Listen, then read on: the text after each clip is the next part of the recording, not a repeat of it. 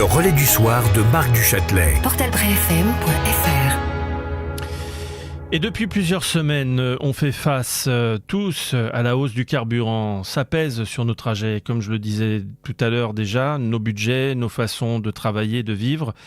Alors ce soir, on veut vos réactions. Comment vous faites, vous, pour continuer à rouler, travailler, livrer, cultiver, accompagner, vous déplacer quand chaque plein coûte un peu plus cher? Vos solutions, vos galères, vos astuces, vos inquiétudes, vos idées, vos coups de gueule. On vous écoute au 06 06 40 25 29 ou au 07 547 68 068. Et pour parler justement de carburant, nous avons un appel. C'est Karine. Bonsoir Karine. Bonsoir Marc. Comment va Karine? Eh ben, elle va bien. Elle fait une journée à la fois. On est content quand la journée et on est content quand la journée se termine. La journée se termine jamais parce que quand on est indépendant, on a plein de choses à faire. Ah, vous êtes dans quel secteur? Alors moi, je suis assistante de vie en libéral et également éducatrice de santé. D'accord, oui. Donc effectivement, oui, les journées sont il y a toujours souvent de quoi faire. Toujours de quoi faire. Justement, alors Karine, alors je sais pas, vous nous appelez c'est du Pays Basque, non? C'est pas ça? Alors moi, je suis de Dax. Ah, de Dax, oui, alors pas du tout Pays Basque, les Landes. Ouais. Non, je suis dans les Landes depuis 3 ans et précédemment, je rejoins les auditrices du début de soirée. J'ai vécu 25 ans à Arras. Tiens. Et également 21 ans à Cambrai. Salut Stéphanie, entre autres. Mais j'ai pourtant pas annoncé sur les réseaux que je faisais un spécial nord de la France ou une soirée ch'ti. Enfin, je l'ai pas annoncé, hein, mais c'est assez sourire. C'est particulier. Ça m'a fait sourire. Alors, j'avais un cabinet à Bapaume également, donc ça m'a fait sourire. Exactement. Histoire de se mettre un peu dans le bain avant de passer à l'antenne comme ça, c'est pas mal. Alors, Karine, vous voulez peut-être faire... je pense que vous vouliez réagir par rapport au carburant, par rapport à tout ce qui se dit en ce moment. Vous-même, d'ailleurs, avec le métier que vous faites, comment ça se passe? Ça doit être très compliqué, non, j'imagine? Alors, j'optimise au maximum. Il y a des trajets que je ne fais plus parce que je me dis que c'est du luxe. Ouais. Donc, j'ai l'impression que la France est en train de basculer dans un tiers-monde. Et ça m'agace. Donc moi, c'est plutôt un coup de gueule. C'est pas forcément encore des trucs et astuces. Allez-y. Mais peut-être des pistes de réflexion collective. Ah. Parce que avant d'être justement entrepreneur, j'ai travaillé dans la finance. Ah. Et donc, j'ai travaillé dans la finance. J'ai rejoint la finance au moment où il y a eu les 10 attentats du 11 septembre. D'accord. Et donc, j'ai vécu tout ça de l'intérieur. J'ai vécu la crise des subprimes aussi en 2008. 2008. Et voilà, en France, c'est arrivé plus vers 2008. Ouais. Mais aux États-Unis, ça avait commencé l'été 2007. Ouais. Et actuellement, ce qui m'agace un peu, c'est, un peu beaucoup d'ailleurs, comme beaucoup, je pense, quand on passe les 100 € pour un carburant, pour un plein. Moi, quand je regarde les chiffres, puisque c'était mon métier, je me pose des questions parce que depuis 1971, quand on regarde le prix du baril, le plus haut, c'était justement en juin 2008 pendant la crise des subprimes. Le baril était à 139,83. Actuellement, il est à 95,06. J'aimerais bien qu'on m'explique, parce que moi, en 2008, je n'ai pas le souvenir d'avoir dépassé les 2 € le litre de gasoil. J'ai vraiment aucun souvenir de ça. J'aimerais bien qu'on m'explique comment ils réussissent à monter les prix de cette façon, en sachant que quand on regarde la TIPP, la fameuse taxe il y avait un plafonnement qui se faisait, ça a été supprimé en 2002.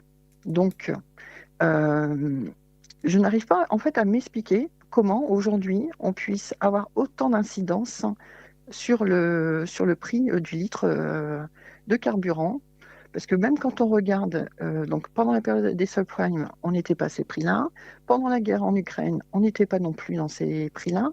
On était au baril, on était à 105,50. Je vais vous apporter une toute petite précision, enfin c'est une petite information, c'est que en fait apparemment depuis le début du conflit en Iran jusqu'à aujourd'hui, donc on estime qu'il y a eu une augmentation de 70 centimes. Je parle pour le gasoil. Oui. Et il paraît que le gasoil aujourd'hui, je crois, si je ne me trompe pas, il est à, on va dire 2,24 €, je crois, le litre. Moi, je le vois à 2,37. Ouais. Ah. Oui, Donc voilà, comme quoi, donc ouais, d'une station essence à une autre, oui, en ah plus, oui, c'est pas les mêmes prix. Ouais. oui. Mais quand on regarde qu'en 2025, alors il faut aller voir sur les sites de l'INSEE, hein, mais en février 2025, on estimait que 2 tiers du prix du carburant était de la fiscalité qui était appliquée. Donc moi, je regarde, si en février, on est à 1,71 de gasoil, on a quand même déjà 1,14 de taxes. Hmm. Donc actuellement, si on est à 2,37 du litre, et moi je pense qu'on est beaucoup plus qu'à 60% de taxes actuellement sur le prix du carburant, on est au moins à 1,58 de taxes dessus. Donc j'aimerais bien un petit peu qu'on puisse nous expliquer comment, là actuellement, sans que le baril ait flambé plus que pendant la crise des subprimes, comment on arrive justement à dépasser les 2 euros. Moi, j'arrive pas à me l'expliquer. J'ai beau regarder, essayer de regarder les indices, essayer de comprendre, à part nous faire basculer encore plus dans la précarité, Hmm. on est vraiment donc parce que il y a une incidence énorme. Il y a le prix du gaz qui va également avoir un impact, donc ça va avoir aussi un impact sur l'électricité, ça va avoir un impact sur toute l'énergie. Et on nous invite en France à entreprendre, sauf Ouais. qu'on est vraiment taxé de tous les côtés. Et, Voilà. le gouvernement, en plus, bon, n'a pas l'air de, pour l'instant, ne bouge pas en fait, parce que il n'y a pas vraiment de décision. Alors, il y a eu des décisions de prise, mais c'est pas des décisions qui concernent le tout de suite maintenant. Ça concerne l'électrique, ça concerne le fait de basculer sur des voitures électriques. Mais bon, moi, je veux bien, mais il faut pouvoir acheter un Franchement, véhicule électrique, c'est pas toujours évident. Au départ, il y a des personnes qui n'ont pas les moyens d'investir, même si je ne reproche pas le côté électrique sur les voitures, mais euh, pour l'instant, les non, mais annonces concrètes du le gouvernement ne dossier sont sur pas là. l'électricité, Marc, c'est pareil, hein, c'est une belle supercherie parce que moi, je me souviens que j'ai un gouvernement qui, il y a quelque temps, me demandait de mettre un pull en laine plutôt que d'ouvrir mon chauffage. Donc, si je suis en chauffage électrique et qu'on me dit qu'en plus, il faudrait que je puisse aller charger une voiture électrique, je veux bien qu'on m'explique aussi comment ça se fait qu'à un moment donné, on était en pénurie et qu'on nous demande d'aller solliciter encore plus le pôle électrique. Hmm. Il y a trop de choses là. Le en même temps, c'est vraiment du grand n'importe quoi. Et donc voilà, moi j'aimerais bien qu'on m'explique à ce niveau-là le prix du carburant. Est-ce qu'il faut justement les effets d'annonce, on en a toujours eu en tout temps. Est-ce qu'il faut qu'on parle un peu plus de ce qui s'est passé ces derniers jours en Irlande? Est-ce qu'il faut que les Français prennent conscience qu'on a vraiment la possibilité de renverser cette situation et de ne plus subir? Alors, je n'appelle pas forcément à une guerre civile, hein, mais les blocages et les pénuries qui ont été Oui. gérés en Sur Irlande les réseaux, il y a ont beaucoup de permis. personnes qui appellent à un mouvement le 2 mai, pas le 1er, mais le 2 mai, que toutes les corporations soient bloquées et pour que le gouvernement comprenne. Enfin voilà, mais attention, c'est pas ce que je dis, Oui, c'est oui, les choses que j'ai vues qu'on peut retrouver, que tout le monde peut retrouver sur les oui. réseaux. Mais bon, Mais les appels à mobilisation avec des dates fixes comme ça, moi je m'en méfie ah, très, franchement, très honnêtement.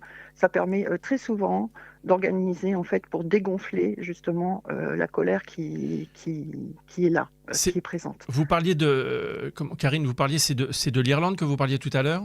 Oui, je parlais de Qu'est-ce l'Irlande. qui Il y s'est... a Vous un pouvez demi-milliard qui est. nous raconter Ben, qu'est-ce en qui s'est... fait, le peuple est passé à l'action et a manifesté et a bloqué, mais de façon Le gouvernement, enfin virulente, face au gouvernement? tout le pays Ouais. face au gouvernement. Et un demi-milliard d'euros vient justement d'être annoncé pour pouvoir calmer justement la colère de la population irlandaise. Mais je me demande quand est-ce que nous, en France, on va pouvoir comprendre que là, il va falloir passer à l'action. Si on attend des décisions politiques ou des effets d'annonce, Ouais. en même temps, on voit, moi depuis 2017, je vois mon pays en train de basculer dans un tiers-monde. Il y a des retraités Et- qui n'arrivent pas à manger. Il y a des salariés, et nous, dans les Landes, on le voit beaucoup. Hmm. Il y a beaucoup de salariés qui vivent soit dans leur voiture, soit dans des campings, qui peuvent même plus se loger. Donc, à un moment donné, il va falloir qu'on ait un peu plus de solidarité, comme chez les Portugais aussi, hein. Ouais. Un petit clin d'œil Et comme à d'autres Sylvain pays, qu'on a eu tout voilà, à l'heure. Ouais. exactement. Mais il va falloir qu'on ait un peu plus de solidarité entre nous et pas attendre que Ouais. ça ruisselle jamais. Et Ça ne ruisselle jamais. si je vous redis exactement ce que ils se disent à l'Assemblée nationale, c'est que, enfin, c'est pas qu'à l'Assemblée nationale, mais quand on écoute ou quand on regarde les différents médias, c'est il n'y a plus d'argent en France. Si on n'envoyait pas, vraiment, pour effacer Quand on vous dit qu'il n'y a des plus dettes d'argent et qu'on peut étrangères. pas, on dit qu'il n'y a plus d'argent et donc voilà la réponse pour dire que la ristourne sur le carburant, La ristourne sur les taxes. Mais moi, mes taxes, j'ai pas envie forcément qu'elles partent en Ukraine, par exemple, vous voyez, ou qu'elles financent des guerres que on m'a pas sollicité de financer ou financer mes enfants. Et donc, moi, personnellement, je suis née en 77, le vivre à crédit, je l'ai connu depuis toujours. Depuis, on est au-delà du droite-gauche ou quoi que ce soit. La gestion d'un gouvernement, ça doit être géré comme un bon père de famille. Et là, on est loin du compte. Donc, à un moment donné, il va falloir un petit peu aller revoir.